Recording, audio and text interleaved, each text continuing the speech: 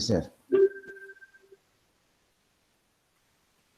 Bueno, ahora se ve el puntero láser, se ve todo, ¿está bien? Estas son Sí, de acá profe. arriba. ¿Cómo? Sí, profe. Y acá Bueno. vería. Muchas veces habrán escuchado el término GLP o... Ahí está queriendo entrar otro alumno. A ver. Le vamos a dar ingreso. Bueno.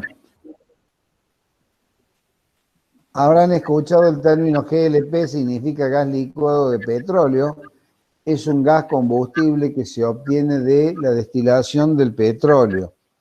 Se obtiene de las refinerías, se separan los combustibles líquidos, los combustibles pesados, y los gaseosos se aprovechan para este uso, como combustible para uso en recipientes, normalmente recipientes de acero.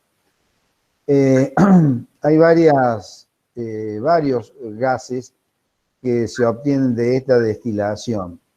De todos modos, los más utilizados son los conocidos como gas grado 1 y gas grado 3.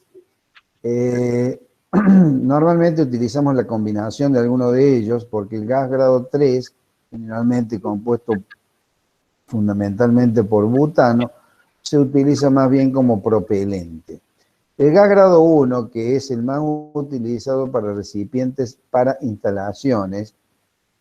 O sea, ¿por qué hago esta salvedad para instalaciones? Porque los recipientes de 10, 12, 15 y menores, 8, 5 kilos, no son recipientes diseñados para utilizar en instalaciones. Esos recipientes están más bien reservados a uso. Por favor, hay un micrófono abierto, que lo cierren, por favor. Los recipientes de 12, 15 o 10 kilos son utilizados para funcionar con artefactos en forma individual. Los recipientes de 45 kilos y más, que son los que vamos a ver nosotros, son diseñados para su uso en instalaciones. Y vamos a ver las particularidades de cada uno de ellos. Por lo tanto, el recipiente más pequeño, digamos, que vamos a utilizar para instalaciones es el recipiente o cilindro o tubo de 45 kilos, donde estos recipientes se los llena con un gas caracterizado como gas grado 1, donde tiene fundamentalmente como compuesto principal el propano, es decir, un gas que tiene 3 átomos de carbono y 8 de hidrógeno para constituir una molécula. Yo les dije recién, se los llena, no se los llena al cilindro, se deja un remanente. Se llena hasta el 85% de líquido y se le deja como mínimo una cámara de 15% de gas gaseoso, una cámara gaseosa, para resguardar la integridad del cilindro, para evitar que situaciones de temperatura o excesiva presión puedan provocar fundamentalmente un venteo. Ya vamos a ver cómo se produce el alivio, pero nosotros debemos evitar que los cilindros, los recipientes donde está instalado el gas, no esté venteando por alivio. Entonces, vamos a ver las características de estos gases. El gas butano es un gas que se utiliza fundamentalmente como propelente y forma una pequeña parte del componente de este envase. Se lo conoce como gas grado 3 y es el butano, o básicamente butano, compuesto por 4 átomos de hidrógeno y 4 átomos de carbono y 10 de hidrógeno, que constituye la molécula del gas. Vamos a ver algunas de las propiedades y para qué sirven estas propiedades. Vamos a ver ambos casos, medidas en kilogramos por centímetro cuadrado, las presiones de vapor y la presión medida en kilogramos por centímetro cuadrado y su equivalente en megapascales, que es la tendencia mundial de uso de esta unidad. Los recipientes, comúnmente de acero, están sometidos a una presión que es la presión de envase. Esa presión es recomendable que no supere temperaturas excesivas, fundamentalmente que no supere los 40 grados de temperatura. Porque veamos qué pasa.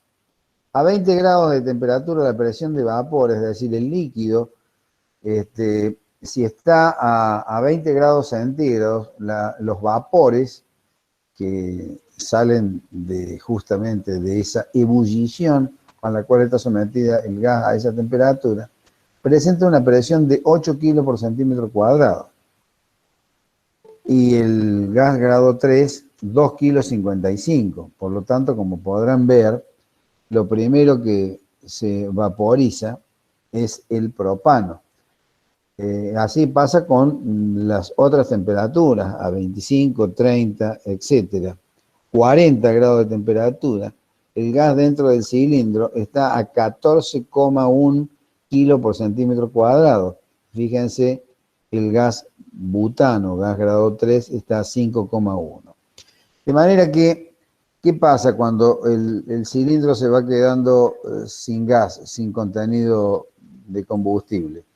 Bueno, vaporiza totalmente el gas propano y queda como remanente el butano. Generalmente es un bajo contenido. Y recién cuando vaporiza esa última fracción, ese gas tiene un mayor poder calorífico que vamos a ver. Les decía que se tiene que estar resguardado a la temperatura, o fundamentalmente la radiación solar, porque a temperaturas en el orden de los 55 grados, el gas o el vapor de ese gas se eleva a una presión de 20,65, 20 kilos, un poquito más de 20 kilos, o sea, 2 megapascales. ¿Qué sucede en esas condiciones? Y bueno, el cilindro está diseñado de tal manera de no estallar. Si bien el cilindro tiene una capacidad para contener presiones en el orden de los 27, 30 kilos, o a lo mejor un poco menos, antes de un estallido se produce un alivio, es decir, la válvula, que ya la vamos a ver dónde está ubicada, que no solamente que es la válvula de cierre manual, sino una válvula de alivio, que está junto a esta otra válvula manual y se encuentra en el cabezal del recipiente, en todos los casos, presenta un alivio, se calibra, mejor dicho, a los 17,5 kilos por centímetro cuadrado. De manera que, si el recipiente se encuentra a una temperatura cercana a los 55 grados, estaría venteando. Esa situación hay que evitarla. Ahora, ¿qué pasa si la temperatura baja o la temperatura es muy baja? ¿Qué pasa? A los 44 grados bajo cero, difícil que lleguemos, pero bueno, en zonas geográficas que llega, no le podremos sacar gas. O sea, se licúa totalmente y no habría vaporización en el caso de el gas propano. Y en el caso del gas butano, mucho antes. A los 17 grados bajo cero, ya no le podemos sacar gas. ¿Por qué? Porque la presión a la que queda sometido los vapores del gas es igual a 1, es decir, relativo a la atmósfera, 1. Recordemos el gas natural, para que tengamos una comparación. Esta situación, es decir, cuando la presión de vapor es igual a 1, o sea, se equilibra con la presión atmosférica, son 161 grados bajo cero. En esas condiciones el volumen se reduce 600 veces. Por eso los buques metaneros transportan gas metano líquido. No quiere decir que esté refrigerado o que la temperatura de los buques metaneros sea de 161 grados bajo cero. No, la temperatura es mucho mayor, por debajo de 0 grados, pero es mucho mayor a 161 grados bajo cero, lo cual va a quedar sometido a una presión importante, pero a una temperatura, sigue estando a una temperatura baja, a los efectos de poder transportar grandes volúmenes de gas, porque ven, esta ecuación se reduce 600 veces su volumen. Bueno, quiero que quede bien claro este dato que lo he puesto aquí abajo, que la presión de alivio de los recipientes es 17,5 kilos por centímetro cuadrado. Este es un dato que no lo he visto en los libros ni en los reglamentos. Eso es para que lo tengan presente. Bueno, sigamos con las características y las propiedades de estos gases para que sepamos de qué estamos hablando y para qué nos sirve. El peso de un litro de líquido, fíjense las características, es un gas que en estado líquido es mucho más liviano que el agua, y la densidad, bueno, eso ya lo sabíamos cuando hacíamos la comparación con el gas natural. El gas propano tiene una densidad mucho mayor que la del gas natural. Recordemos que la del gas natural relativa al aire era 0,65. El gas propano es 1,52 relativa al aire. Este es uno de los motivos por los cuales señalamos que ninguna instalación de gas licuado de petróleo se está permitido, no es que no se pueda, porque se puede, no está permitido instalarlo bajo nivel de suelo. Es decir, todo artefacto que se instale que para funcionar con GLP tiene que estar sobre nivel. ¿Por qué? Y bueno, porque un gas licuado, propano, butano, fíjense el butano, 1,9, prácticamente 2 veces más pesado que el aire, una pérdida de ese gas ocupa el nivel del suelo. De manera que si yo tengo un subsuelo no podría escapar al exterior, quedaría contenido bajo ese nivel. Distinto del gas natural que ocupa los lugares más altos. ¿Por qué? Porque es más liviano. De manera que una fuga de este gas produce como una nube ocupando la parte inferior, de allí el nombre que se lo conoce como gas rastrero. Es un gas que ocupa los niveles inferiores del lugar en donde se encuentra. Esta es una propiedad muy importante para tenerla en cuenta. Otra de las cosas que es muy importante conocer, la cantidad de litros de gas por kilo de líquido. Es decir, si yo peso 1 kilo de líquido, ¿cuántos litros de gas tendría? Esa es una ecuación como para medir qué cosa. Los recipientes grandes, 200 kilos o mayores, a los efectos de determinar el contenido que le va quedando en el recipiente, tienen un flotante conectado a un medidor de aguja o de otra forma, generalmente de aguja, que es parecido al medidor de combustible, bueno, a los viejos medidores de combustible que eran mecánicos, hoy en día son todos electrónicos. Miden qué cosa, el contenido de gas líquido dentro del recipiente.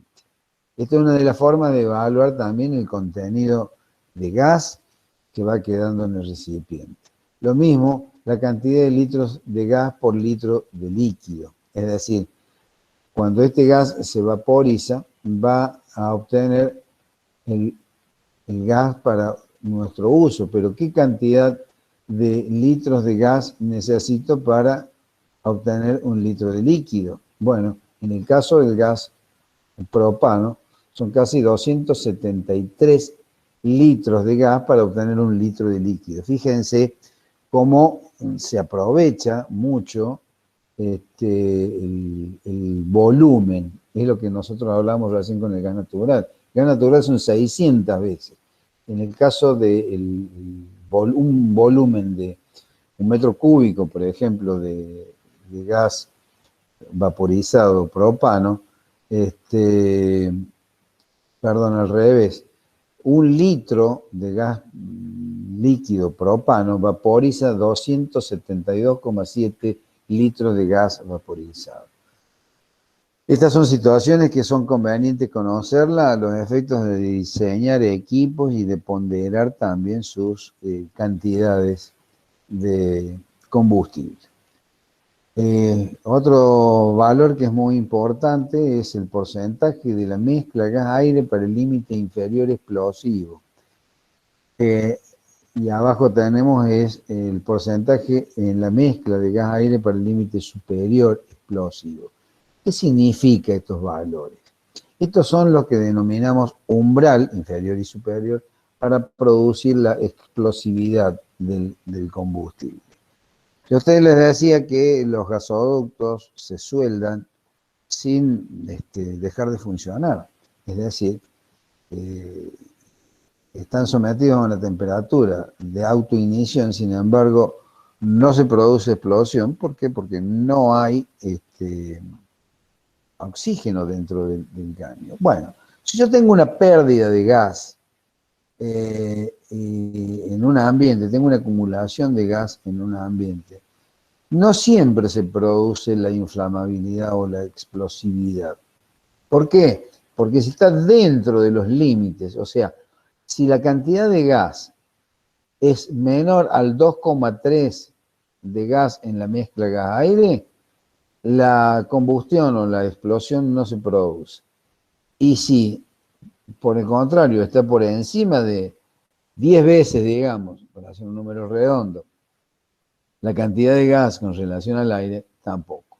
De manera que tiene que estar entre estos límites.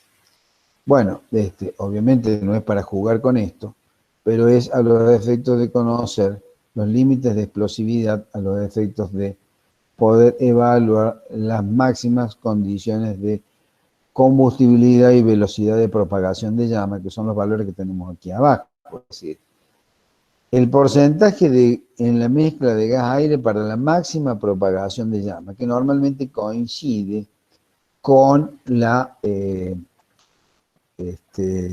máxima eficiencia. Es decir, voy a necesitar aproximadamente un 5% de gas en la mezcla gas-aire, 4,7, de verdad, para producir la máxima propagación de llama.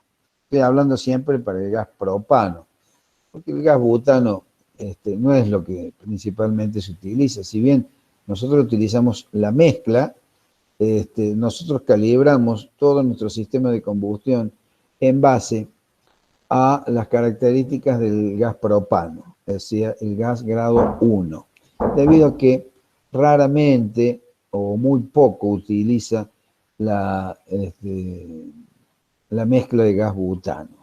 Cuando ya está entrando el gas butano, prácticamente el recipiente ya está vacío.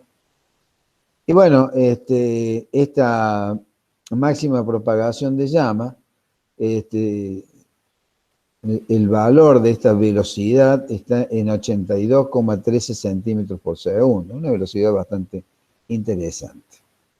No sé si hay una pregunta hasta acá. Bueno, seguimos. Estas son situaciones muy, muy importantes que vamos a ver hacer. Me gustaría la participación de ustedes en relación a esto. Esto lo hemos venido hablando cuando empezamos las características del gas natural. Vemos ahora las características del gas propano. 22.380 kilocalorías por metro cúbico. El gas natural es bastante menor, 9.300. Es muy importante esta diferencia. Y por supuesto, el gas butano, 27.842 kilocalorías por metro cúbico. Estos son valores genéricos, nominales, ¿no? Porque tengamos en cuenta también una cuestión. El gas que se comercializa no es propano puro, lo mismo que el gas natural no es metano puro. Tiene algunas otras combinaciones que pueden aumentar o disminuir el poder calorífico. Todo depende con qué se relacione. Eso, lamentablemente, no tenemos tiempo suficiente, pero eso se puede plantear una ecuación estequiométrica para determinar con precisión cuál es el poder calorífico del gas compuesto. Es decir, si yo tengo un gas propano compuesto con etano y pentano, por decir algo, podría determinar qué porcentaje de cada uno de ellos para determinar en definitiva el poder calorífico de ese compuesto.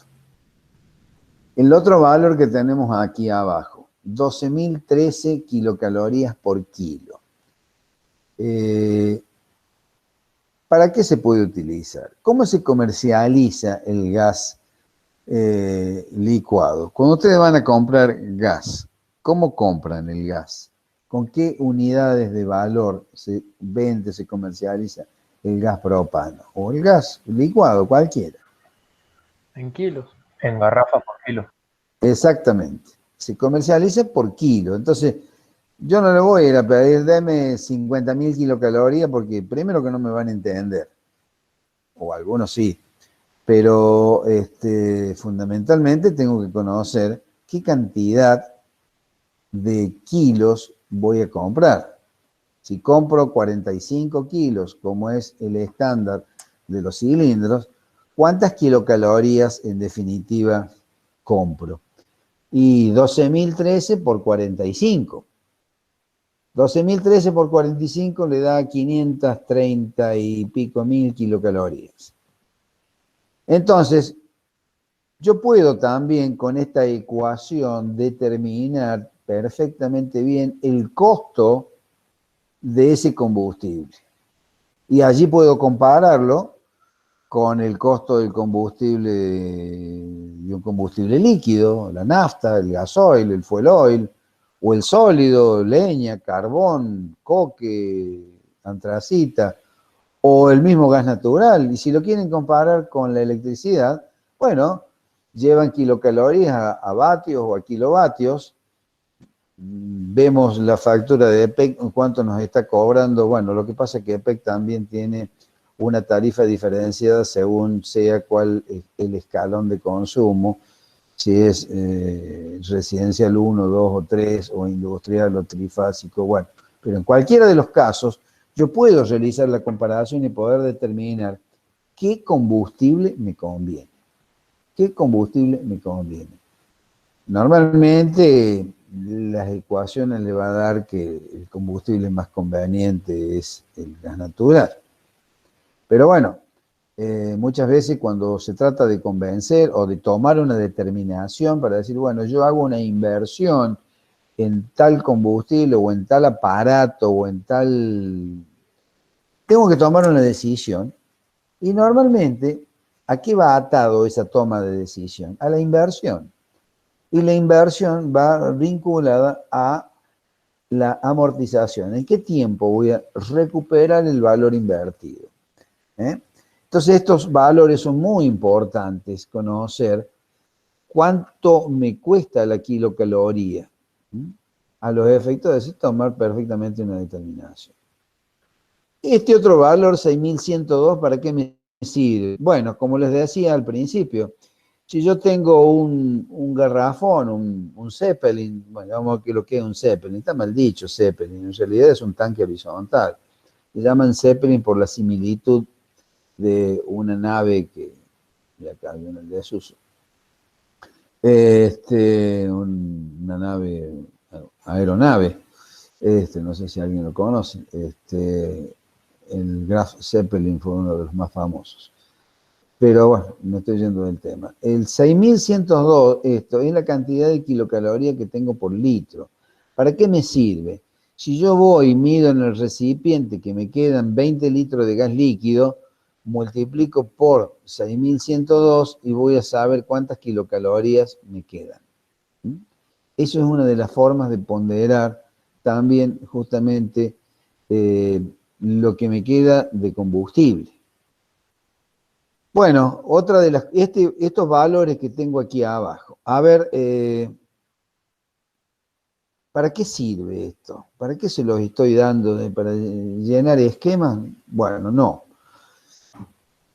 Ya vamos a ver que para determinar la cantidad de recipientes que vamos a requerir en nuestra instalación, lo vamos a hacer en función de dos parámetros. La capacidad de vaporización y la duración de la carga. ¿Qué significa esto? Si yo voy a demandar una determinada cantidad de kilocalorías porque tengo caldera, cocina, etcétera, etcétera, voy a solicitarle a mi instalación y por lo tanto a los recipientes que yo tengo instalados que me entreguen una determinada cantidad de kilocalorías o de metros cúbicos para entregarle a este consumo. Entonces, ¿qué pasa? El recipiente tiene que absorber calor para poder vaporizar esa cantidad de gas que requiere la demanda de mi instalación.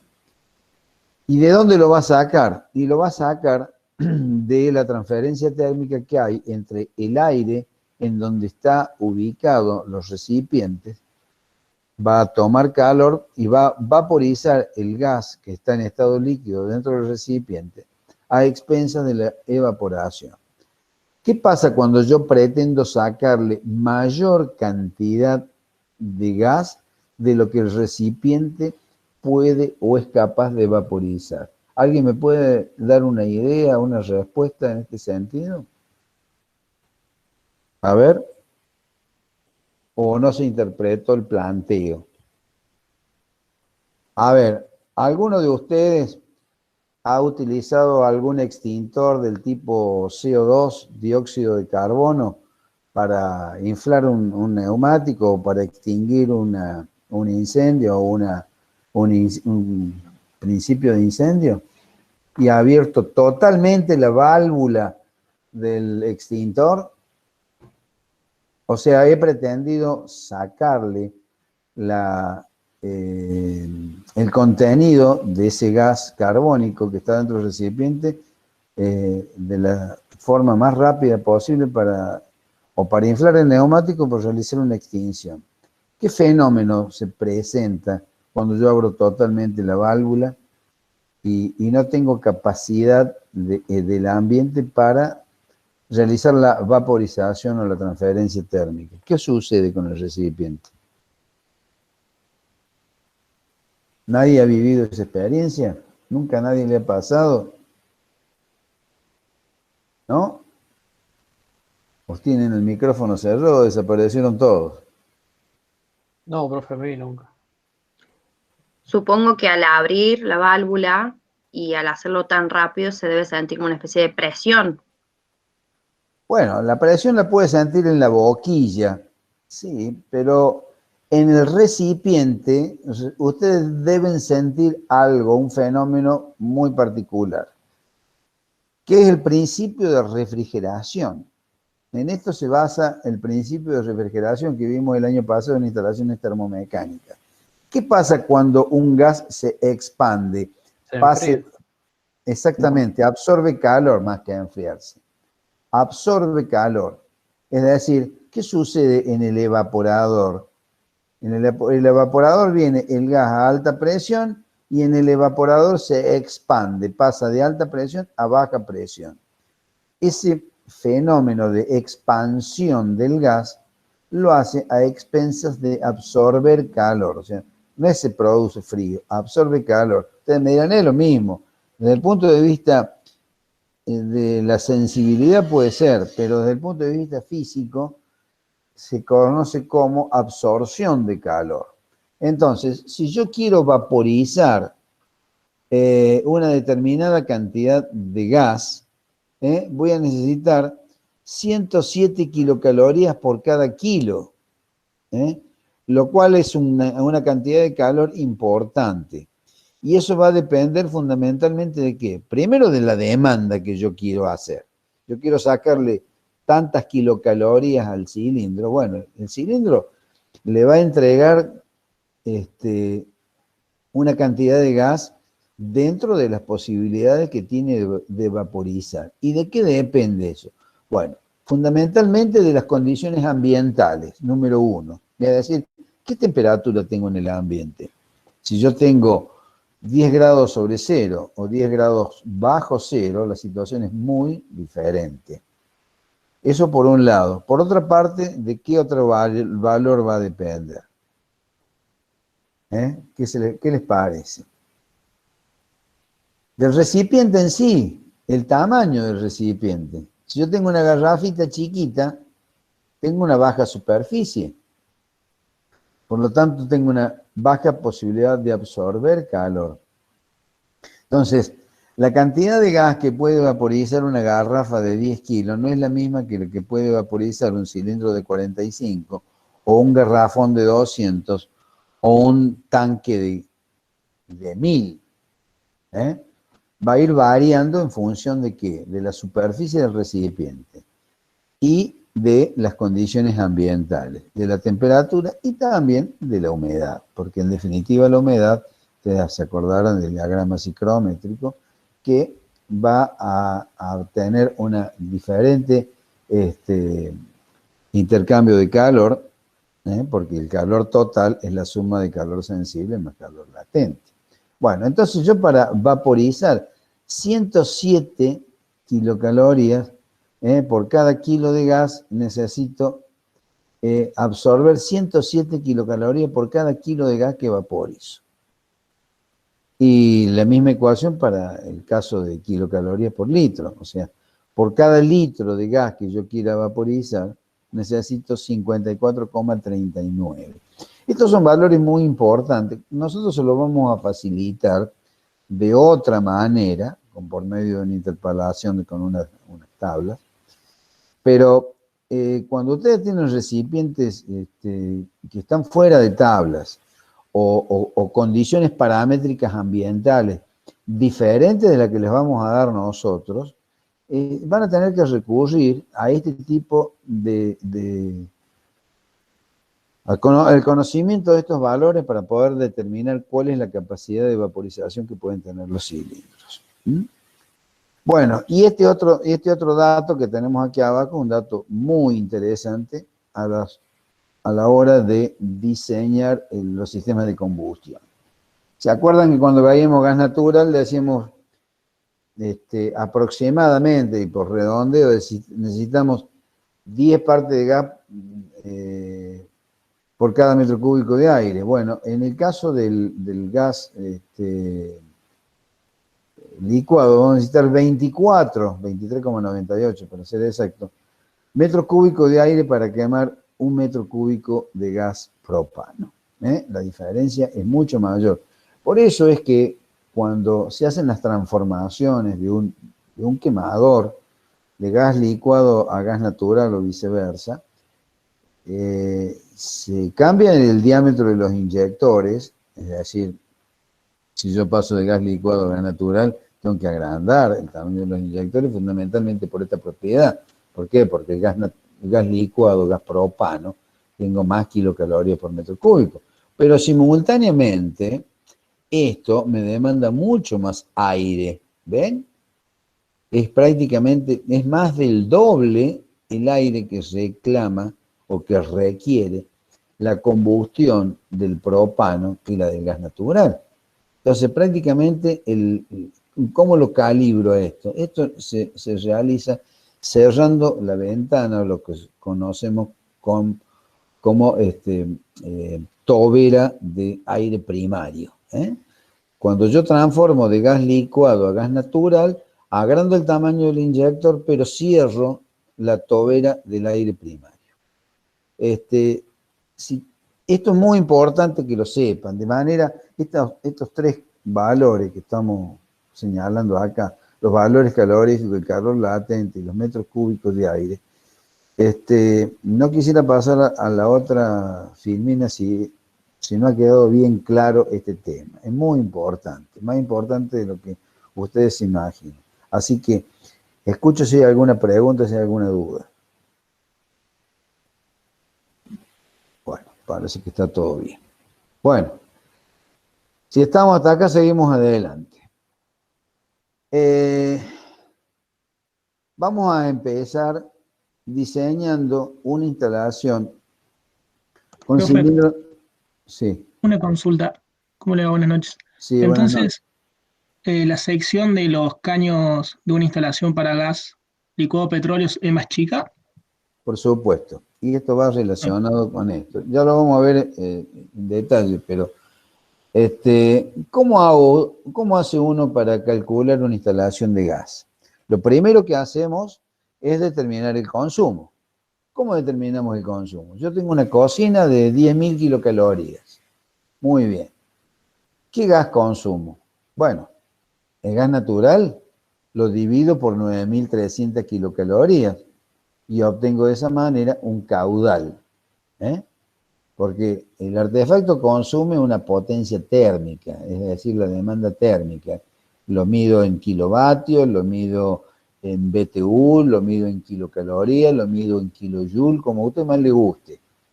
Pero se mide en una unidad térmica, no en un caudal.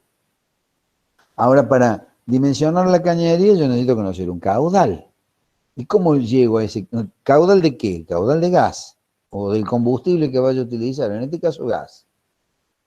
¿Cómo determino el caudal? Y el caudal determino realizando el cociente entre la potencia térmica y el poder calorífico del gas. El gas natural, 9.300. El gas licuado o gas propano, 22.380. Entonces, ¿qué pasa? Como usted bien lo dijo, voy a demandar menor caudal. ¿Por qué? Porque no es lo mismo dividir el consumo de las 10.000 kilocalorías de la cocina en 9.300, que me da 1,07 más o menos metro cúbico hora, que dividirlo en 22.380, que me da menos de la mitad. 0,6, 0,5 metro cúbico hora, 0,4, no sé, tengo que hacer el cálculo. Pero claro, obviamente el caudal es muchísimo menor. Entonces, si usted va a diseñar una instalación para ambos gases, ¿con qué la va a diseñar? ¿Con gas natural o con gas licuado? Y para gas natural.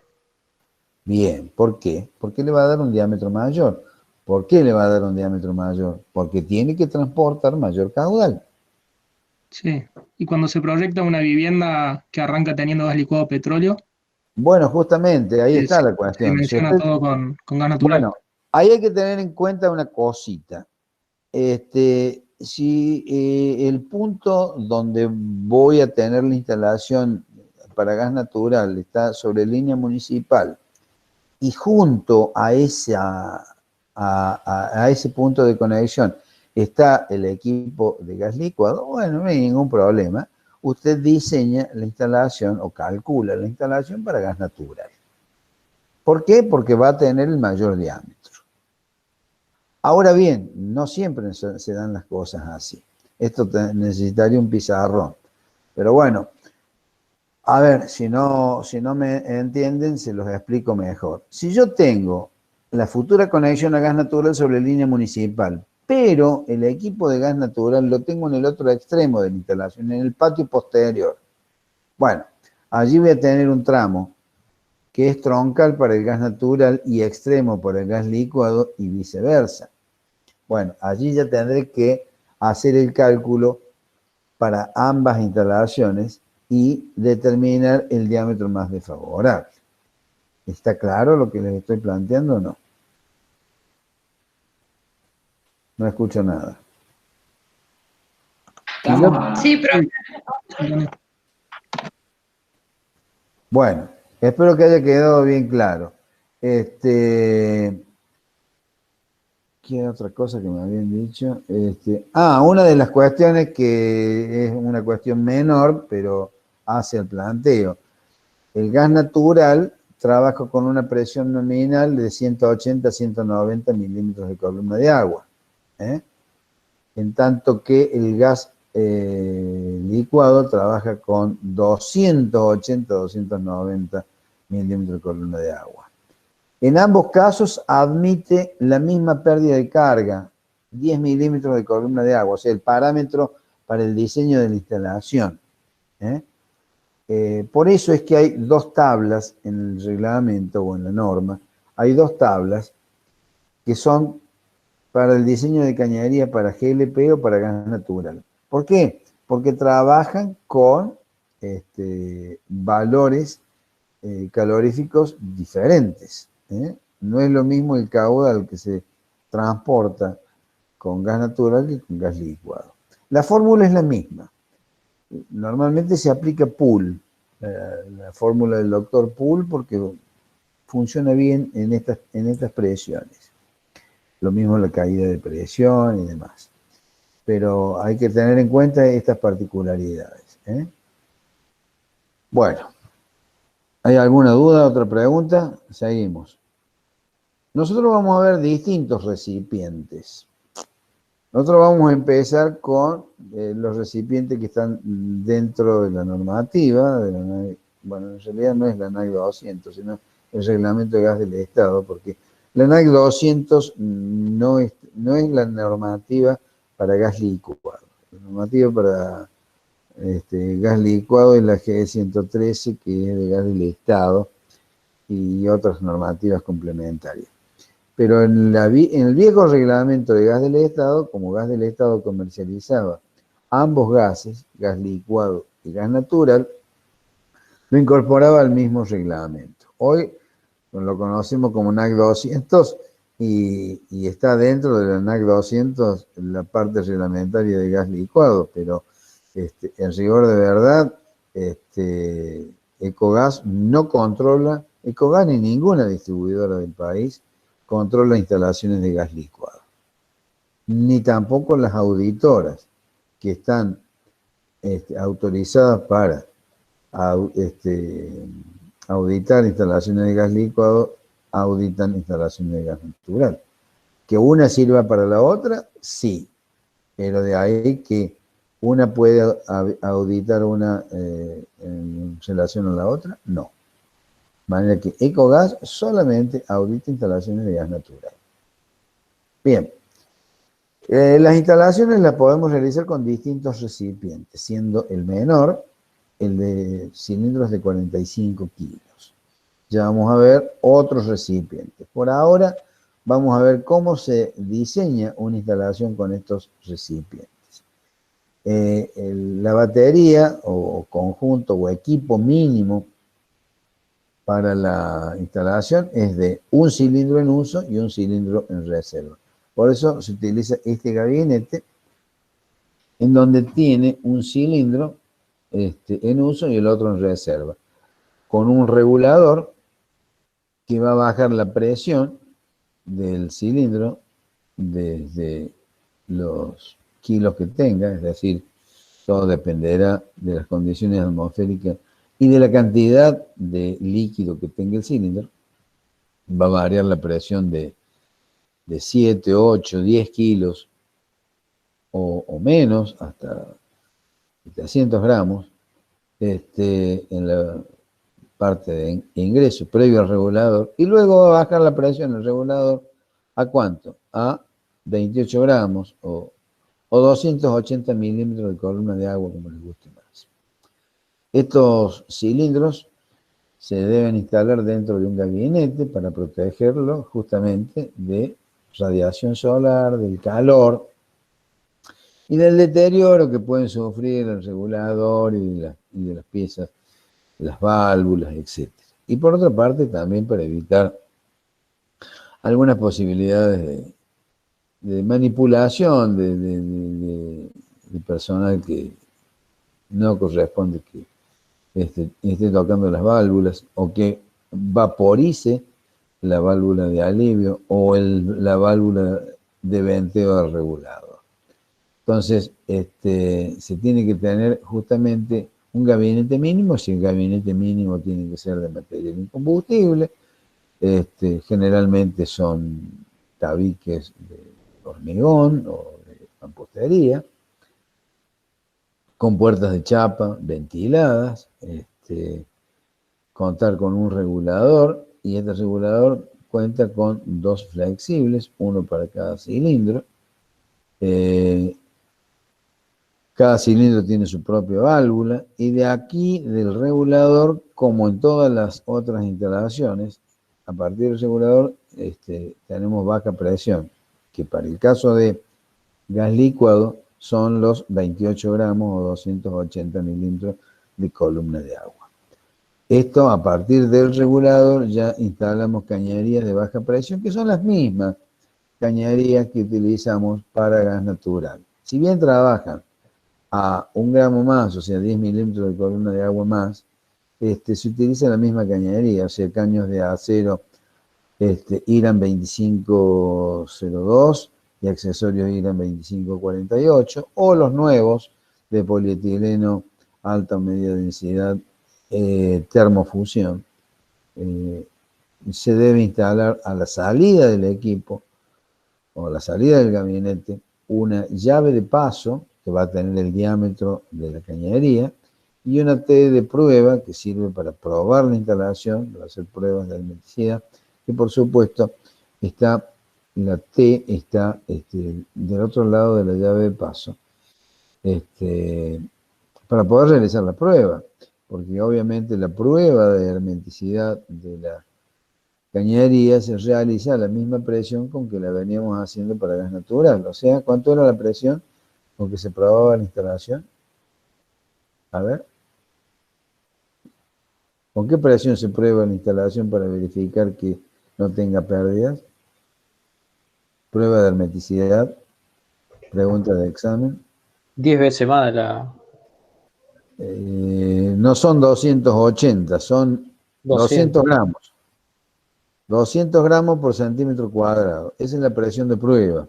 Ahora bien, ¿qué pasa si yo no tengo esta llave de paso o bien esta T de prueba está acá? ¿Podría realizar la prueba? Sí, no y por qué. ¿Qué pasaría si yo no tengo esta llave de paso o la llave de paso estaría abierta? ¿Qué sucedería cuando yo esta cañería la cargo con 200 gramos por centímetro cuadrado? ¿La podría cargar? Primera pregunta, con 200 kilos por centímetro cuadrado. Y si no está esa llave de paso cerrada ahí, se iría para adentro del Zeppelin. Se iría para acá. Digamos que se llenaría el tubo de aire. ¿O entraría aire al tubo? No, profe, porque el tubo ya tiene su gas con su presión. Ajá. ¿Y entonces qué sucedería? ¿Podría cargarla con 200 gramos? A ver. ¿Qué opinan? ¿Sí? ¿No? ¿Por qué?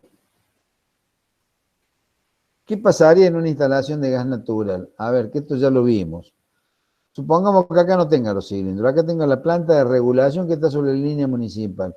¿Podría cargar a esta instalación con una presión de 200 gramos por centímetro cuadrado? ¿Sí puedo o no puedo? ¿Qué sucedería? No me digan que nadie lo sabe. A ver, arriesguen, si no les va a pasar nada. Para mí no. No. ¿Por qué no? ¿Qué sucedería? Yo, por ejemplo, tengo un compresor que levanta, qué sé yo, 1 kilo por centímetro cuadrado, 2 kilos por centímetro cuadrado. O sea, tengo capacidad de presión y de caudal para inflar esta cañería a esa presión. ¿Qué sucedería si yo pretendo inyectar esa presión dentro de esta instalación? Estoy hablando de llave abierta, ¿no? O que no tengo la llave. Y puede que el equipo funcione mal o sea, estoy tirando cualquiera. Bueno, está bien. Es lo que estoy preguntando, es lo que quiero que participen. Está tirando cualquiera, pero es la forma de tirar ideas y tratar de sacar conceptos. Eso es lo importante. Esa es la idea de la pregunta. Ustedes cuando vayan a la obra, le va a decir el instalador, ¿qué hacemos? ¿Inflamos la cañería? O sea, presurizamos la cañería, quiso decir. Ustedes, ingenieros, ¿qué le van a decir? ¿Sí? ¿No? ¿Cierra la llave de paso? No la cierra, ahora ala. ¿Qué le decimos? ¿Qué pasa con el regulador? ¿Qué función tiene el regulador? Baja la presión. Muy bien, ¿la presión de qué? La presión que tengo dentro del recipiente a la baja presión que yo tengo dentro de la instalación. O sea, en el caso de gas licuado, voy a tener que regular a 28 gramos. Bien. ¿Qué pasa si por algún motivo este regulador no funciona bien? Por ejemplo, en el caso del gas natural. ¿Qué pasa cuando el regulador no funciona bien? ¿Qué puede pasar cuando el regulador no funciona bien? Que se le mete una basura en el obturador. No cierra la válvula. ¿Qué pasa con la presión aguas abajo? O sea, esta presión. ¿Qué sucede? Estoy hablando de gas natural, no gas licuado. Para el caso es lo mismo. Aumentaría. ¿Por qué aumentaría? Bien la respuesta. ¿Por qué aumentaría? Y por la obstrucción, está disminuyendo la sección ahí. Mejor dicho, no alcanzaría a obstruir. Esa es la respuesta. El obturador no puede obstruir porque se encontró con una basura. O sea, en definitiva, no cerró la válvula. Siguió pasando gas. Esa continuidad del flujo de gas me trae como resultado un incremento en la presión. ¿Qué pasaría si yo no tengo alguna manera de controlar ese aumento de la presión? ¿Qué pasaría con los artefactos? Imagínense, ustedes prenden la cocina.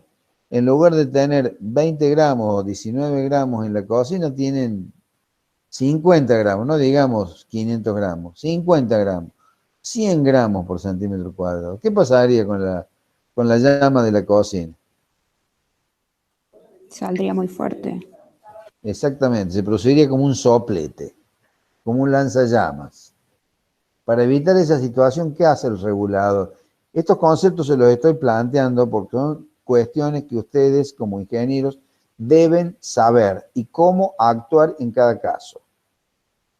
¿Qué pasa cuando la llama de la cocina, del calefón, del calefactor, se dispara, se hace como un soplete, como un lanzallamas? ¿Qué es lo que está pasando? La presión se fue arriba. ¿Por qué se fue arriba? Porque el obturador no obturó. Pero algo más pasó, que el regulador tiene la condición de evitar esa situación. Tanto el regulador de gas licuado como el regulador de gas natural. Tiene una válvula que... ¿Qué hace la válvula? ¿No deja que el gas vuelva? No. Fíjense lo que estoy señalando acá, que es esto. ¿Están viendo el puntero láser? ¿Controla la presión Sí. que sale? Más o menos, sí.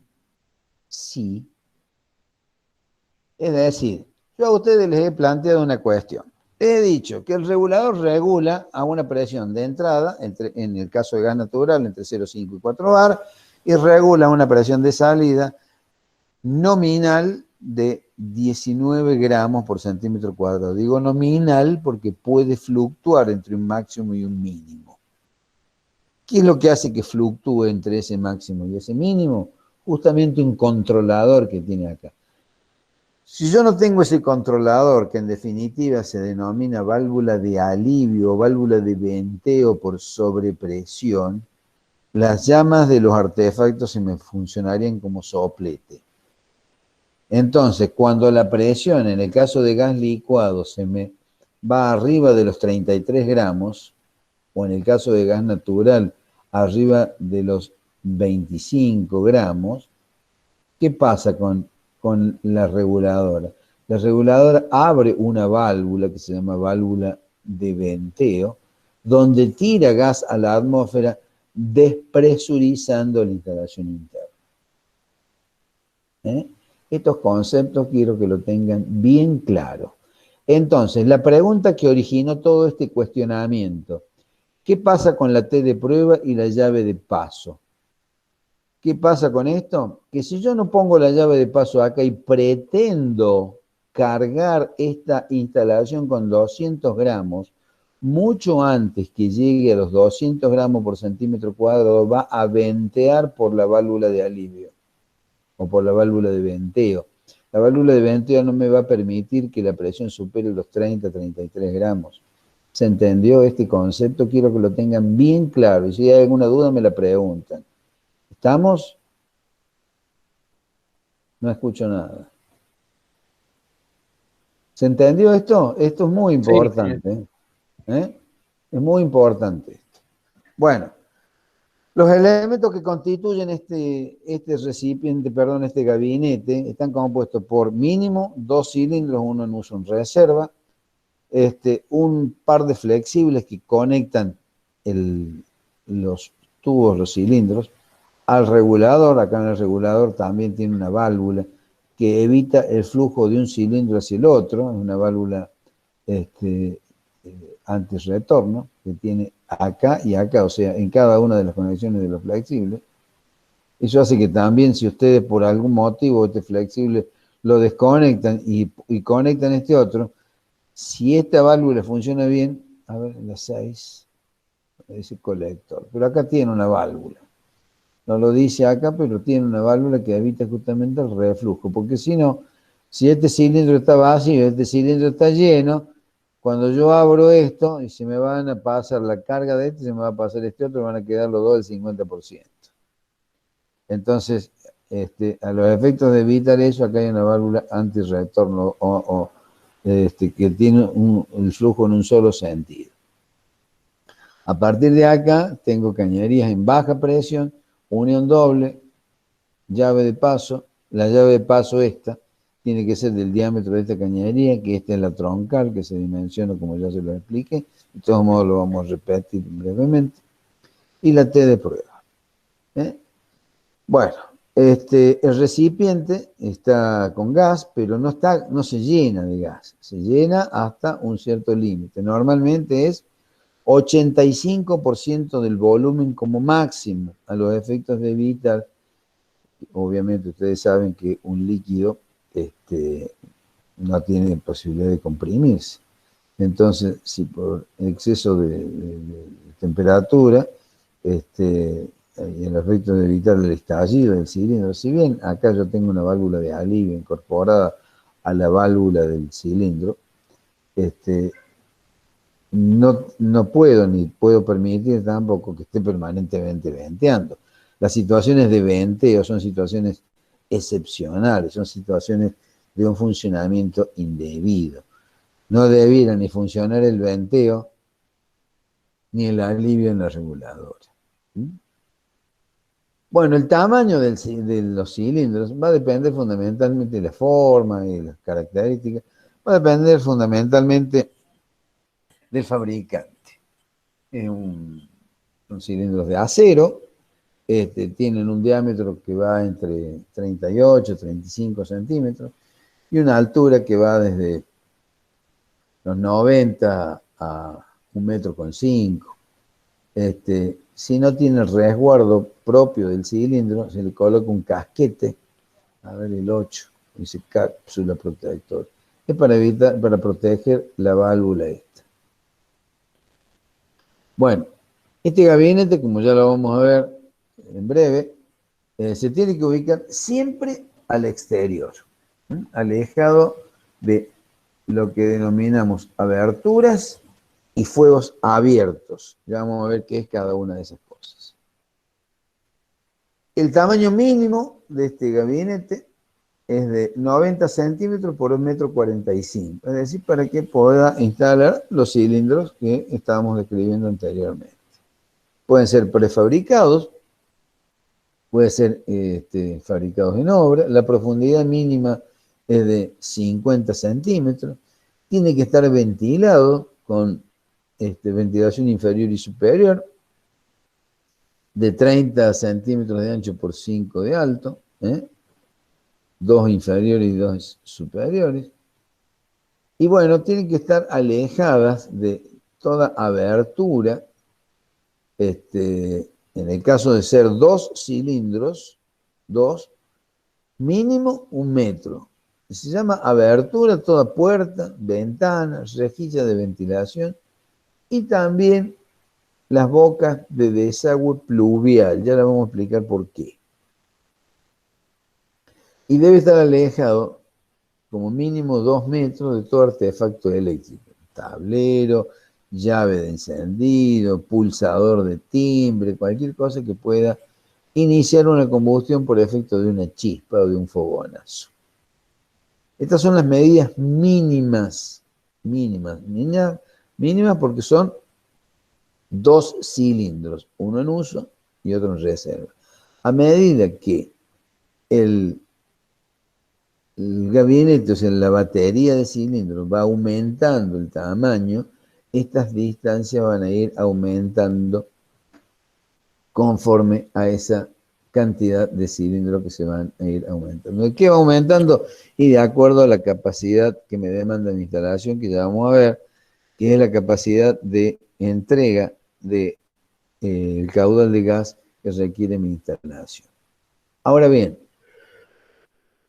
estos cilindros los tengo que ubicar en lugares abiertos. No lo puedo ubicar adentro de un garaje, ni adentro de una superficie cubierta. Tiene que estar ubicado en el exterior.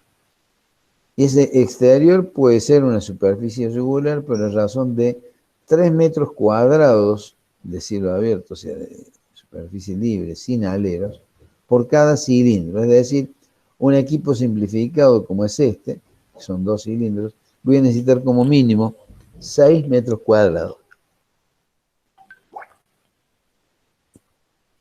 Bien, ¿alguna pregunta hasta acá? Lo puedo ubicar debajo de una escalera, pero con tal que siempre guarde estas distancias.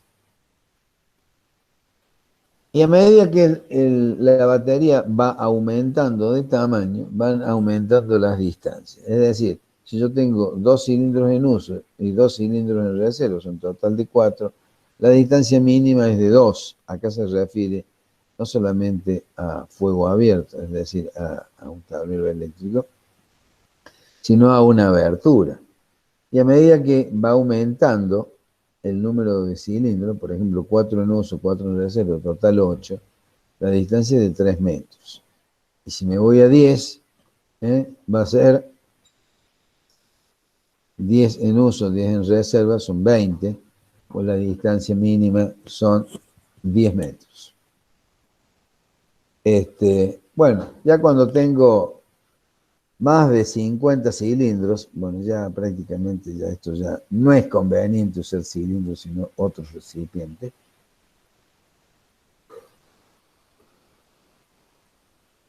Pero, bueno, de todos modos, se da como distancia ilustrativa.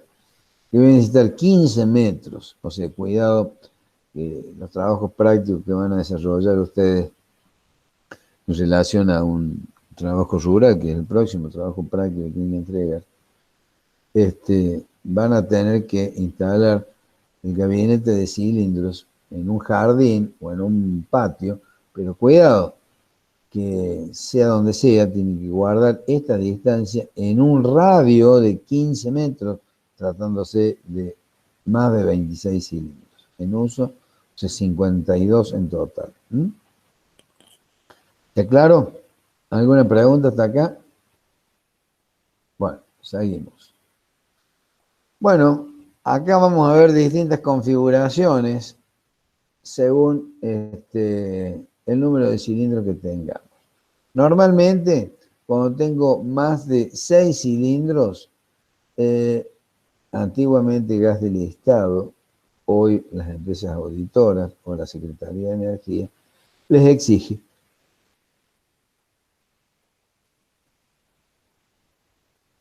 distintas configuraciones. A partir de 6 cilindros le va a exigir doble regulación.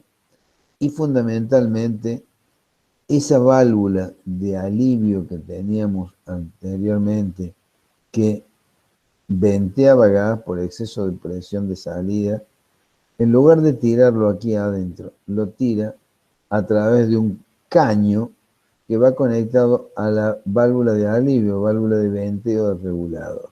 Yo puedo puentear ambos reguladores a un mismo caño.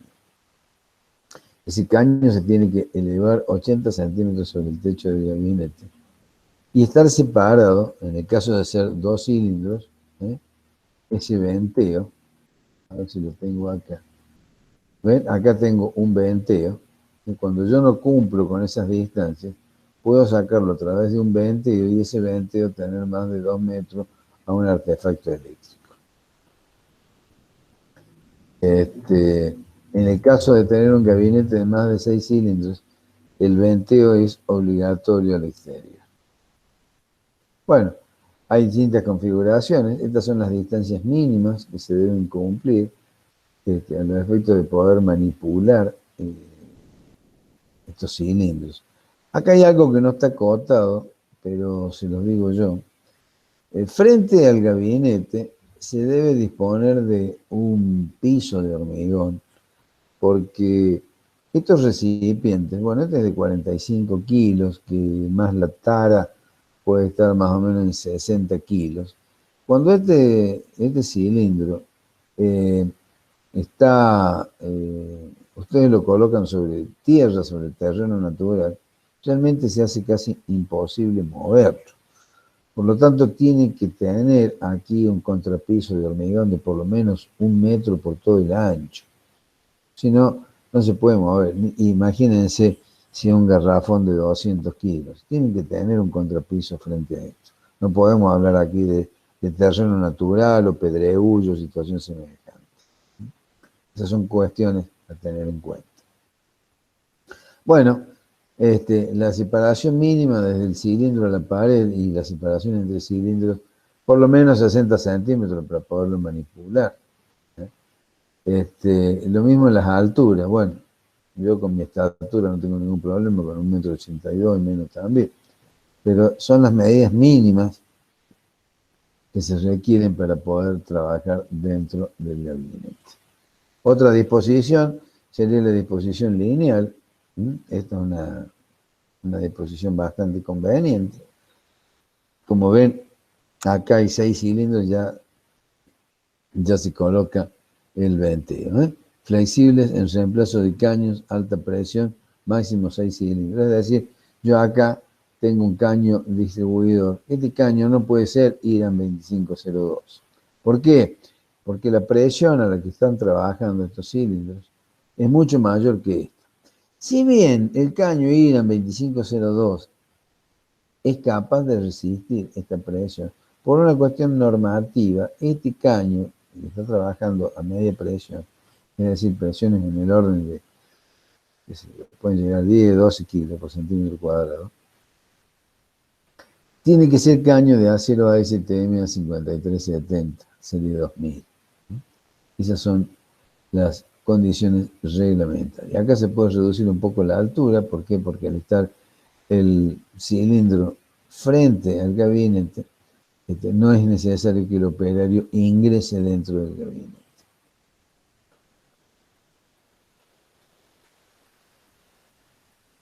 Bueno, vamos a otra cuestión. No sé si hay alguna pregunta hasta acá. ¿Estamos? Bien. Seguimos. Para determinar la cantidad de cilindros que tengamos, 2, 4, 6, 8, 10, siempre un número par, porque siempre hay un número de cilindros en uso y otro en reserva, siempre va a ser un número par. Lo vamos a determinar mediante 2 cálculos, o mejor dicho, un cálculo y una verificación. Eso Profe, disculpe, me queda una duda. ¿Por qué hay 2 imágenes como diferentes y hay una como que no cumple los 60 centímetros?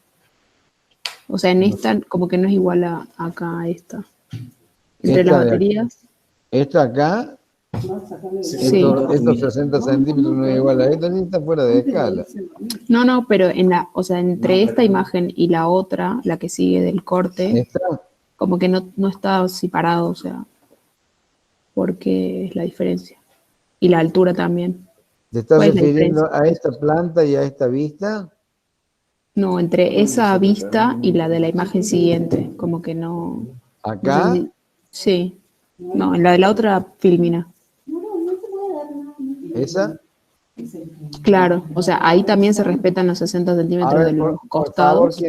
quien no haga pregunta, por favor, cierre el micrófono porque escucho conversaciones de fondo. Acá me dices Claro, profe.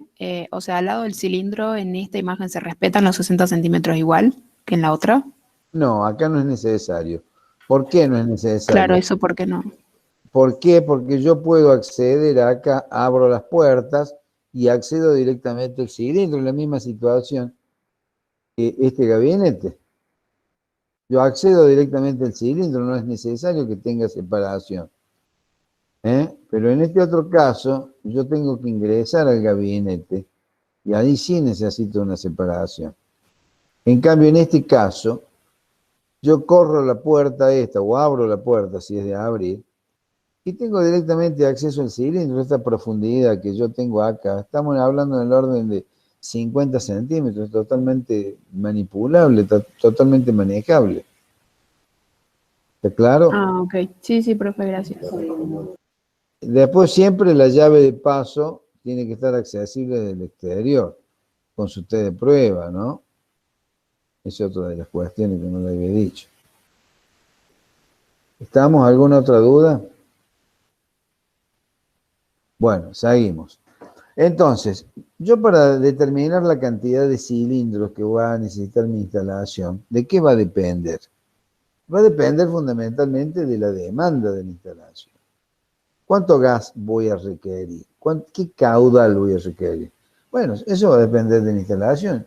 Si yo tengo una vivienda mínima, o tengo una industria, o tengo un restaurante, o un hotel donde tengo, qué sé yo, 3, 4 calderas, 6 termotanques, etcétera, voy a demandar distintos caudales.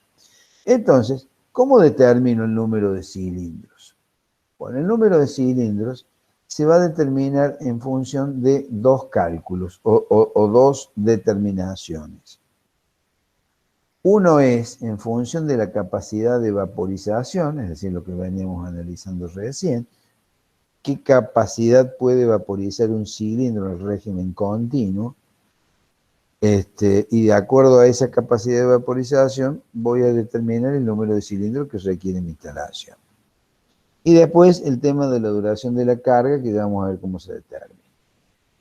Entonces, para determinar la cantidad de gas que puede vaporizar un cilindro en régimen continuo, va a depender del lugar geográfico donde esté ubicado. Entonces lo hacemos en base a esta tablita, esta simplificación. Y yo se los decía cuando estaba explicando las distintas características de los distintos gases, cuánto calor tiene que absorber para vaporizar. Bueno, para evitar hacer todo ese cálculo, yo lo simplifico con estas tablitas. Y para hacer esa simplificación voy a dividir distintas zonas geográficas en 4 rangos, los denominados rangos A, B, C y D. Y denomino rangos tipo A, aquellas zonas geográficas en donde tengan una temperatura mínima media por igual o menor a, de menos 10 grados, es decir, 10 grados bajo cero. Temperatura mínima media. Humedad relativa media del 65%. Esto es más o menos parecido en todos los casos.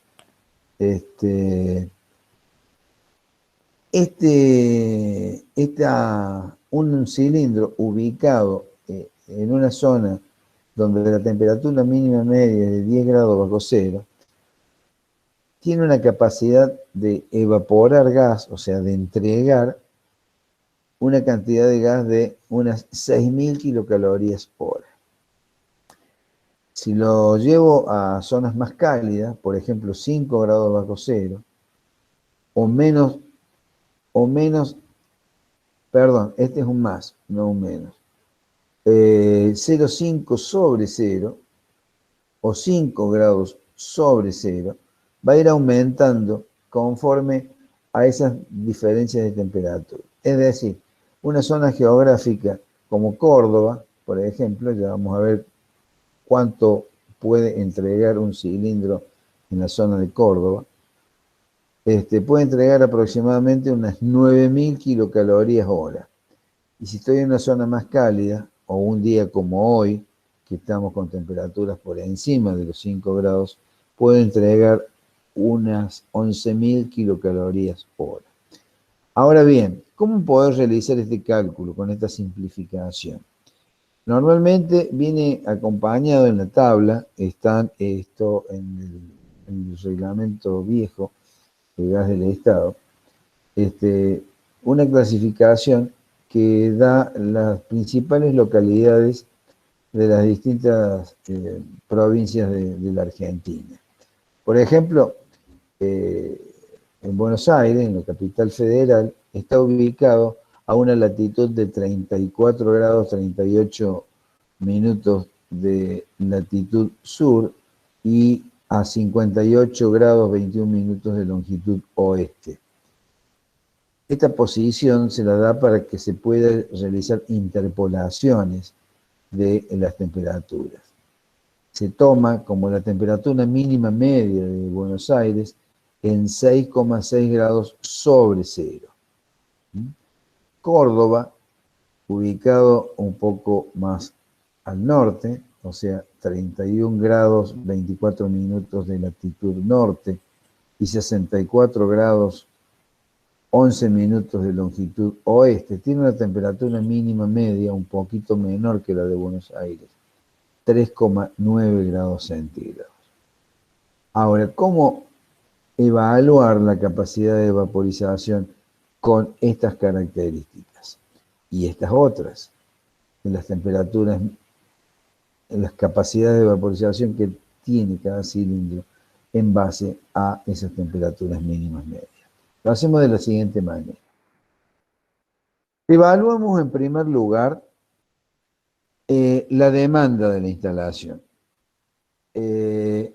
Si nosotros tenemos una instalación del tipo doméstico, bueno, vamos a determinar que la cocina trabaja el 40% de su capacidad en las 24 horas, que un calefón o calentador de agua instantánea 0,125 y así sucesivamente. Le va a ir dando las distintas capacidades para transformar o transferir a un consumo continuo los consumos intermitentes de cada uno de los artefactos. Esto es lo que algunos dicen, esto es el factor de simultaneidad. Bueno, en cierto modo es algo así. No es exactamente un factor de simultaneidad, pero se puede asimilar a tal concepto. Esto no es aplicable a gas natural. Esto es solamente aplicable a gas licuado y solamente este tipo de factores es para uso doméstico. Ahora bien, si mi instalación no es del tipo doméstico, yo tengo que evaluar un consumo más detallado. ¿Cómo hago yo para determinar un consumo más detallado? Bueno, antes que nada, esta tablita que está en el manual que les estamos recomendando tiene algunos errores que ya les voy a explicar cuáles son. De todos modos, sirve para ilustrar cómo puedo evaluar el consumo de las 24 horas del día y el consumo máximo instantáneo. ¿Cómo hago? Bueno, supongamos que se trata de un hotel, de un hospital o de una escuela, qué sé yo, lo que fuese. Se evalúa hora tras hora, día tras día, para determinar justamente el consumo que se tiene, el máximo pico horario y la máxima demanda. ¿Por qué les digo que hay que evaluarlo hora tras hora y día tras día? Bueno, porque va a depender justamente si es un hotel, si es una fábrica, si es una escuela. Si es una escuela, los días de la semana y fundamentalmente de la mañana voy a tener las mayores demandas. Si es un hotel, posiblemente la mayor demanda sea el fin de semana, todo lo contrario de una escuela. Si es una fábrica, bueno, tendré que evaluar qué tipo de fábrica es, cómo trabaja y todo lo demás. Entonces, se hace una tabla día por día y hora por hora, caracterizándolo los distintos días de la semana y las distintas épocas del año. Porque hay hoteles y hay fábricas que trabajan más en una temporada que en otra, y hay que dimensionarla en la situación más desfavorable. Entonces, por eso les decía que la tabla de recién, esta es únicamente para uso doméstico y esta otra para situaciones particulares, hoteles, escuelas, fábricas, etc. Entonces acá tiene, por ejemplo, un ejemplo que pasa desde las 0 horas hasta las 7 de la mañana.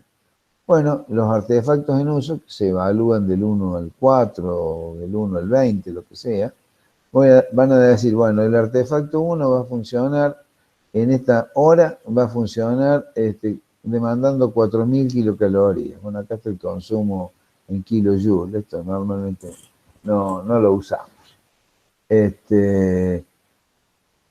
Y lo mismo por el artefacto 2. Como pueden ver, acá dice consumo total es un artefacto en uso, 4.000 kilocalorías, el parcial estimado, lo multiplican por el factor de uso, o determinen que en ese tiempo, de las 0 a las 7 de la mañana, el consumo parcial de 4.000 calorías produce en estas 2 horas un consumo de 6.500. Esto depende de cómo sea la evaluación de cada uno de los artefactos. De las 7 a las 8 de la mañana, fíjense, están los 4 de estos artefactos funcionando y que demandan un consumo de 19.500 kilocalorías. Y fíjense acá, por ejemplo, desde las 17 a las 19, 35.000 kilocalorías. Entonces, si yo hago toda esta evaluación día por día y hora por hora, voy a determinar el máximo consumo horario. En este caso es 35.000 kilocalorías. Ya van a ver que acá está el error. 35.000 kilocalorías es el consumo dado desde las 17 a las 19. O sea que no son 35.000 kilocalorías, sino que son 17.500 kilocalorías. Entonces, este valor van a ver que es un error. Pero esta tabla sirve para mostrarles a ustedes cómo se hace la evaluación. De manera que en el día de mayor consumo, en este caso, que sea el día de mayor consumo, habrá que analizarlo todos los días de la semana, va a ser 1.630.000 kilocalorías por día. Este valor de aquí abajo me va a servir para determinar la duración de la carga. Y este otro valor me va a servir para determinar la capacidad de vaporización. Es decir, a ver, para que quede claro, yo voy a dimensionar mediante 2 parámetros: capacidad de vaporización y duración de la carga. La capacidad de vaporización va a estar determinado en función del pico de consumo horario, en tanto que la duración de la carga va a estar en función de un determinado número de días que va a depender de la respuesta que me puede dar el proveedor. Cuando era gas del Estado eran 15 días. Vamos a ver las distintas situaciones que se pueden llegar a presentar. Entonces, nosotros ¿cómo hacemos para determinar las dos condiciones? La duración de la carga lo vamos a multiplicar por 15 días. ¿Por qué? Bueno, porque en el caso de gas del Estado se comprometía que a los 15 días, como máximo, les daba una reposición. Ahora bien, ¿de qué va a depender este número de días de la reposición? Va a depender fundamentalmente de dónde esté ubicada mi instalación y cómo son mis posibilidades de abastecimiento. Es decir, si yo tengo un proveedor que está ubicado en un centro urbano donde puedo realizar una reposición cada 3, 4, 5 días, ese es un compromiso que tiene que asumir hoy en día el proveedor. En estos días el proveedor puede ser YPF, puede ser Agit, puede ser Supergas, puede ser, qué sé yo, Shell, etc. Quien sea el proveedor se compromete en el periodo de reposición. Ahora bien, si mi instalación está ubicada en un lugar de difícil accesibilidad, en donde yo tengo un reabastecimiento una vez al mes, una vez cada 2 meses, una vez, o como pasa, por ejemplo, en la Antártida Argentina, que tengo reposiciones cada 4 meses, obviamente este número de 15 días se va a multiplicar por el número de días que yo tenga la posibilidad de esa reposición. Entonces, en definitiva, ¿cómo determino el número de cilindros en función de la duración de la carga? Bien, determino el consumo estimado diario, o si yo tengo un consumo variable en los días de la semana, bueno, determino qué consumo tengo el lunes, el martes, el miércoles, etcétera. Y si ese consumo no varía a lo largo de la semana, multiplico ese día que yo he tomado y lo multiplico por el número de días. ¿Qué cantidad de días? Y los días que se compromete mi proveedor en reabastecerme. Entonces, con esto yo voy a tener el consumo total de mi instalación por el número de días. Y lo divido, ¿por qué? Y lo divido por la cantidad de kilocalorías que tengo en mi cilindro. Es decir, el cilindro pesa 45 kilos y tengo 12.013 kilocalorías por kilo, o sea que le da una capacidad de unas 537.120 kilocalorías por cilindro. Si yo hago este cociente, me determina el número de cilindros que son necesarios para uso. E igual cantidad el número de cilindros para la reserva. ¿Se entendió esto o no? Profe, Sí. ¿cómo dijo que sacábamos el número de los días dependiendo del proveedor? Claro, este número, yo acá le pongo 15 días. ¿Por qué le pongo 15 días? Bueno, porque esto es sacado de la época de Gas del Estado, cuando Gas del Estado proveía cilindros de gas licuado. Y Gas del Estado se comprometía que a los 15 días le iba a reponer. Ahora bien, Gas del Estado no existe más. Y su instalación está en, qué sé yo, en la Puna de Atacama, donde el proveedor más cercano está en Salta, por decirle algo, ¿cierto? Ese proveedor le dice, mire, yo me comprometo en hacerle una provisión cada 30 días. O sea que este número usted no puede tomar 15 días, lo va a tomar cada 30. O por ejemplo tiene un determinado lugar donde, qué sé yo, se provee de reabastecimiento a través de barcos. Y el reabastecimiento lo va a hacer cada 60 días. Y bueno, ese número de días va a depender de justamente las posibilidades de reposición que usted va a tener. Eso no se lo puedo fijar. Lo tienen que averiguar ustedes en dónde va a estar su instalación. Cuando ustedes, por ejemplo, cargan otro recipiente que ya vamos a ver, un garrafón, un tanque horizontal, 2 toneladas, por decir algo, el proveedor que le va a suministrar la reposición del gas le dice, bueno, mire, yo me comprometo y le hacen un contrato y le voy a reponer gas cada 20 días, o cada 10, o cada 5. Eso va a depender de dónde está ubicada su instalación en relación a dónde está su proveedor. En cada caso habrá que evaluarlo. ¿Estamos? ¿Se entendió? Profe, yo me quedé con una duda. ¿Por qué se aplica un factor de uso en el caso de GLP y no en el caso de gas natural?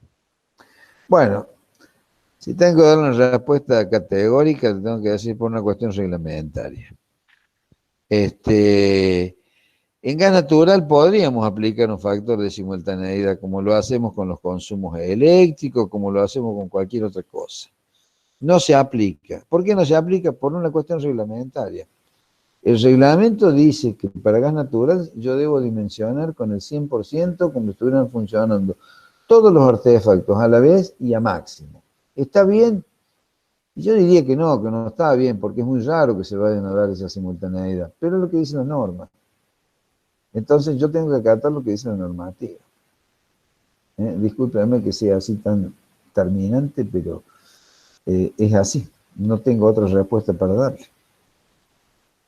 Profe, me quedó la duda si entonces para el trabajo usamos 15 días o cómo hacemos. Sí, tomen 15 días. Tomen 15 días.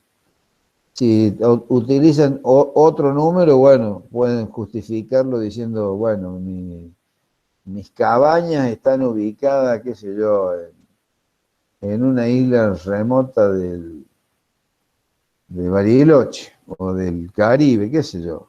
Eso dependerá de cada, dónde está ubicada esa obra. Normalmente tomen 15 días, eso es lo normal.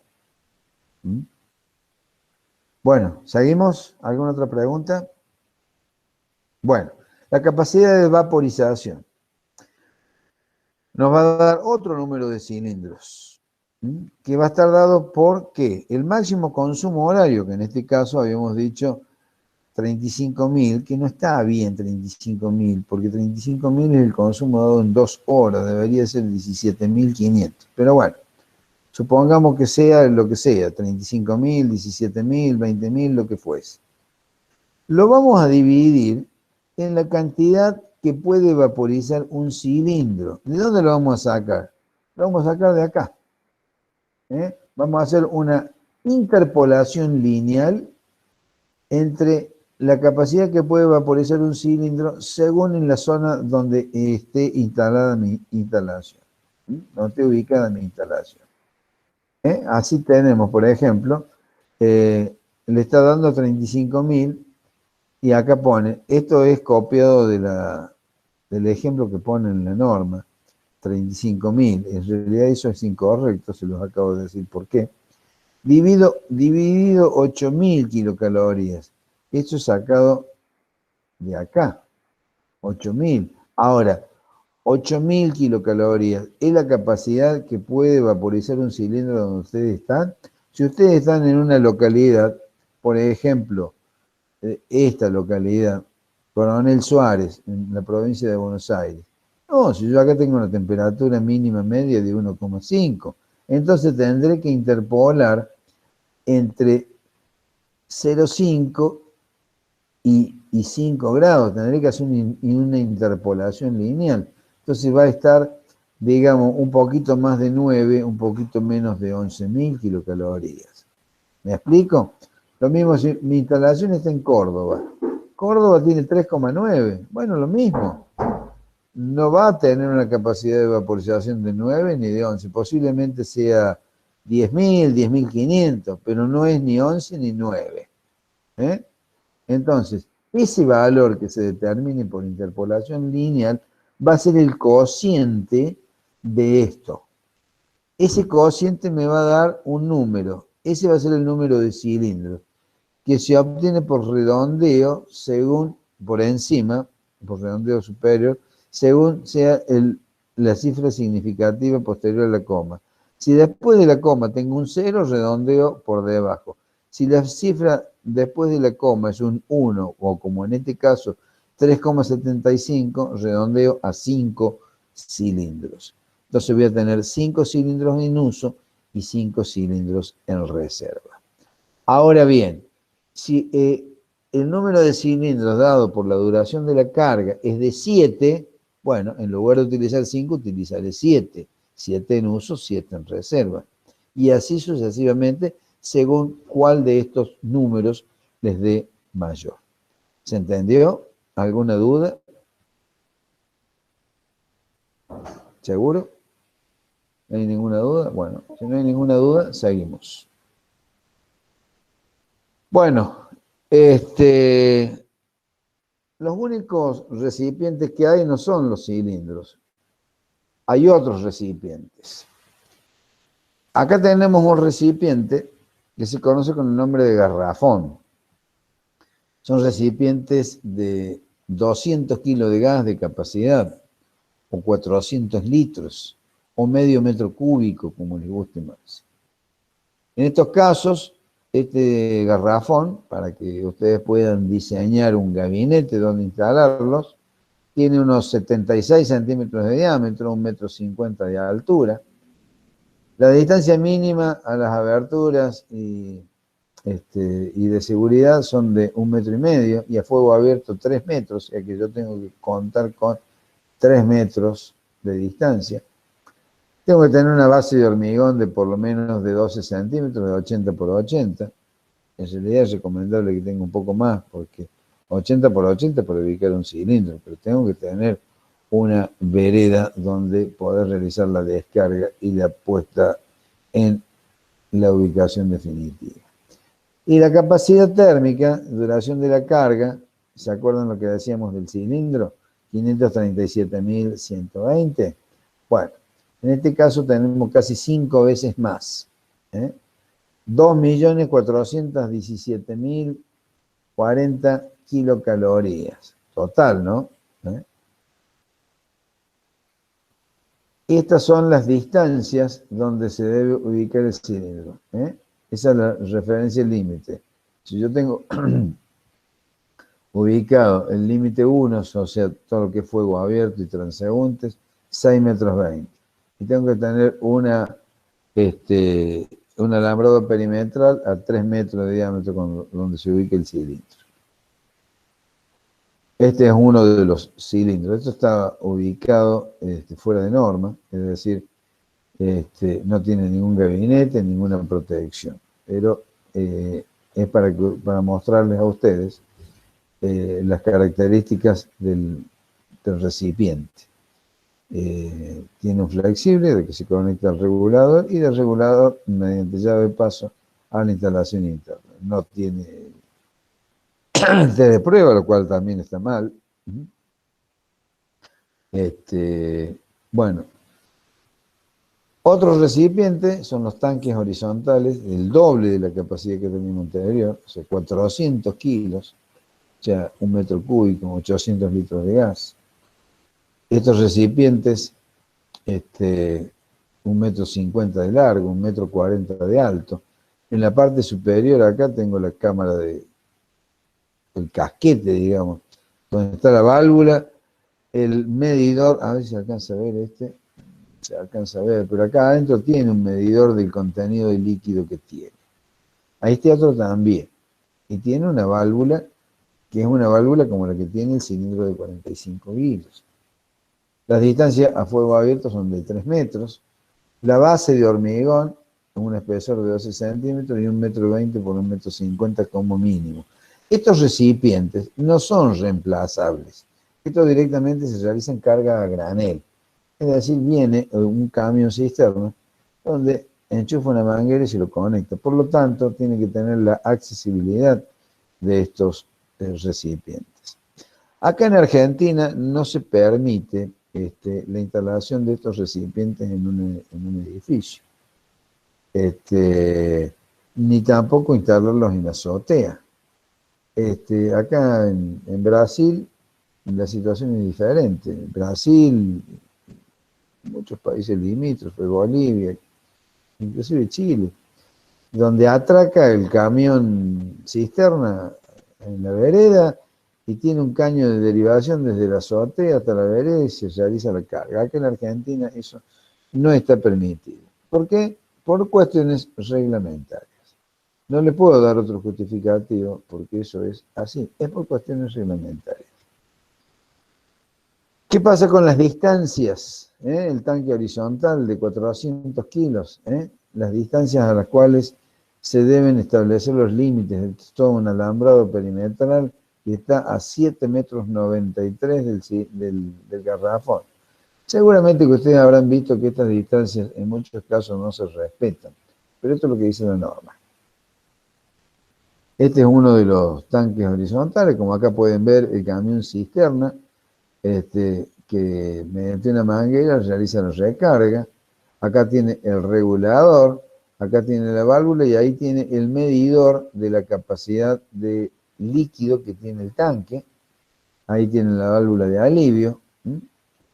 Y tiene una plataforma donde se instala este garrafón. Lo que tiene que tener, que no lo tiene acá, es un vallado perimetral y un techo para protegerlo del calor.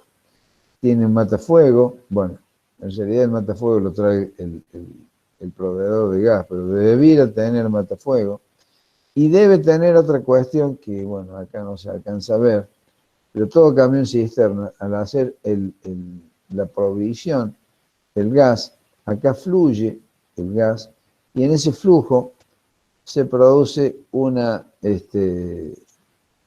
carga de corriente estática. Por tal motivo, y a los efectos de evitar un chispazo en el momento de la desconexión, debe tener una puesta a tierra para descargar esa corriente estática. Bueno, hay otras variantes, tales como tanques de 2, de 4, de 7 metros cúbicos, en donde aquí les muestro las distintas dimensiones en cuanto a diámetros, largo, ancho y alto. Las capacidades en kilos y en litros, y el tamaño de la platea de hormigón a donde debe instalarse. Bueno, esto es la capacidad de vaporización de cada uno de estos recipientes, que bueno, en rigor de verdad se podrían establecer, de hecho que están establecidas distintas temperaturas promedio, ya que le he establecido estas, que son las que hemos utilizado como valores de diseño para los cilindros de 45 kilos, pero esto es como para que ustedes tengan una idea de la capacidad de vaporización de cada uno de estos recipientes.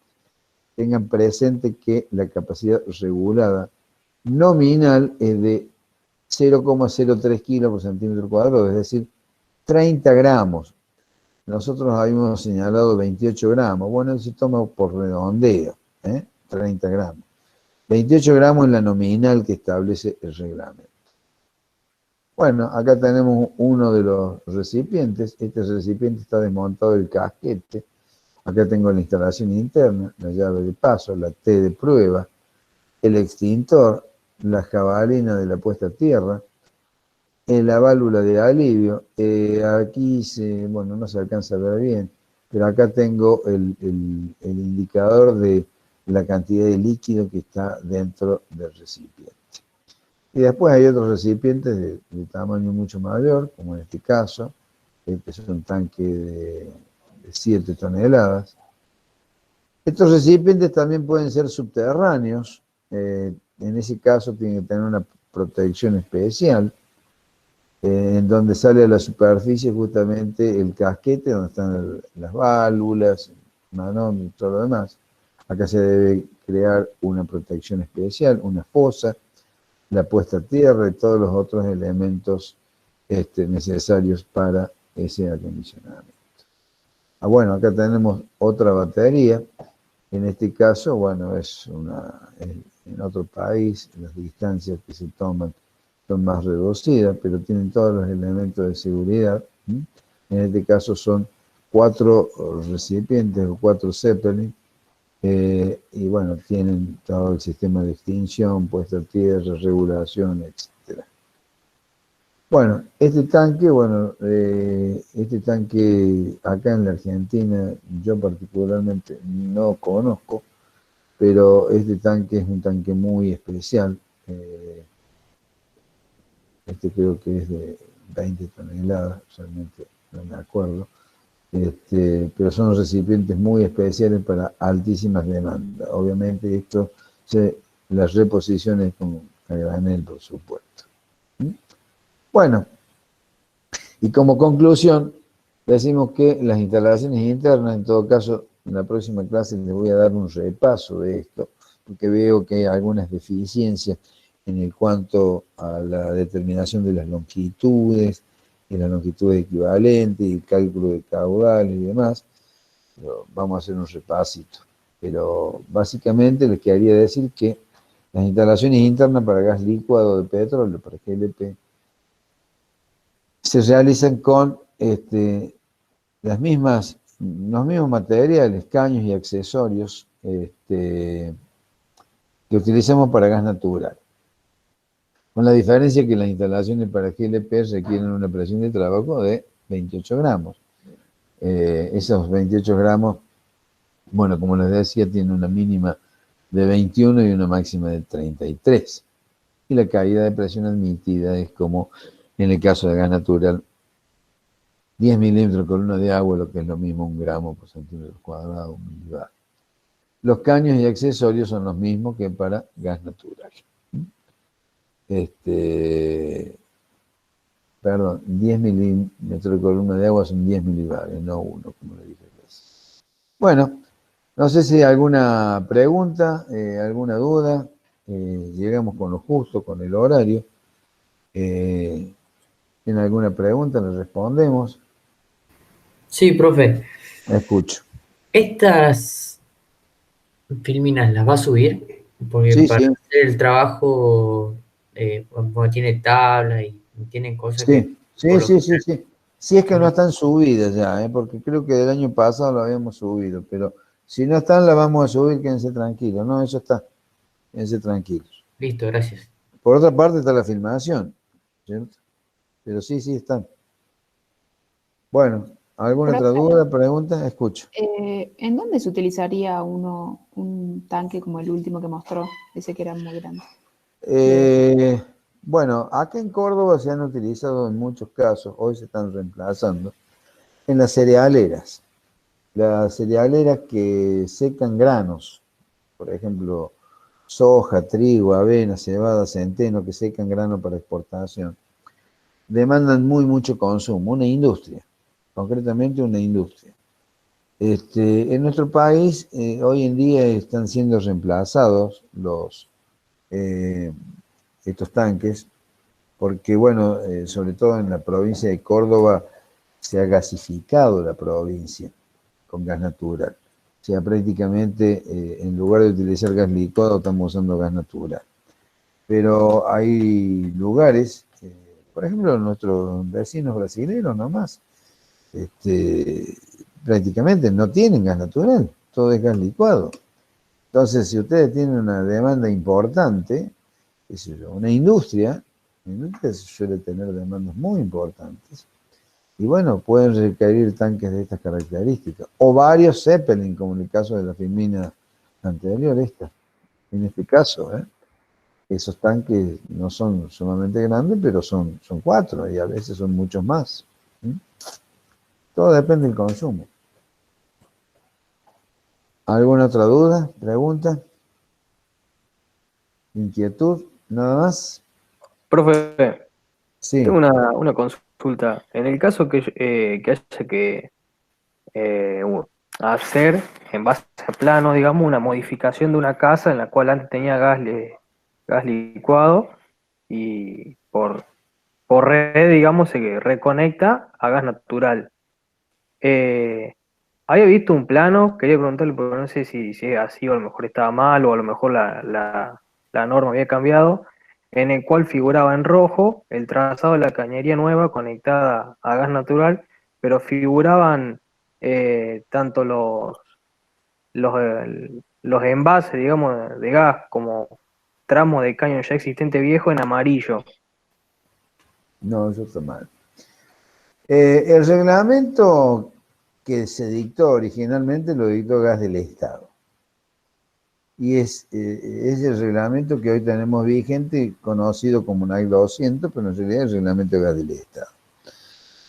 Siempre el trazado de la cañería en los planos se indica en color rojo. Por más que en obra el caño se pinta de color amarillo por una cuestión normativa de la IRAM, en el plano siempre va a color rojo.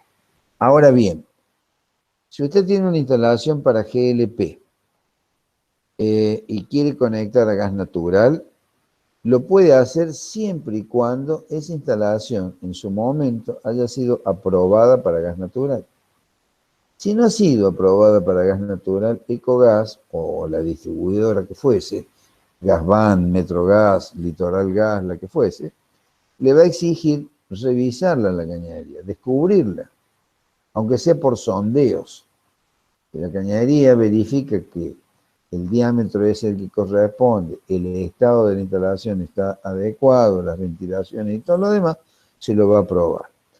Si la tiene aprobada de antes por medio de una auditora privada, también es válido.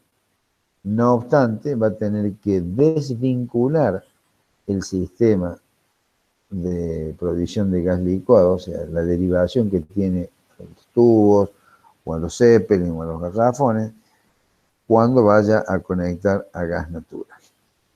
Y va a tener que hacer una inspección final con los artefactos cuando conecte a gas natural.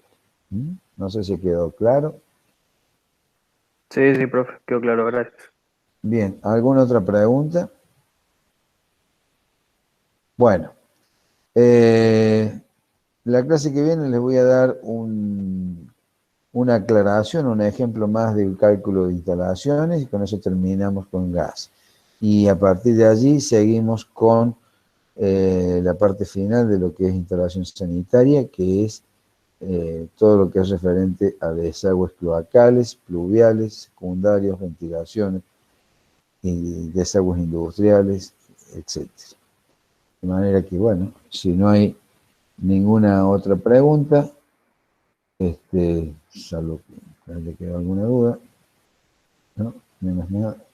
Bueno, entonces, nos despedimos de ustedes hasta la próxima clase. Chao, profe, buenas noches. Chao, profe. Chao, buenas noches.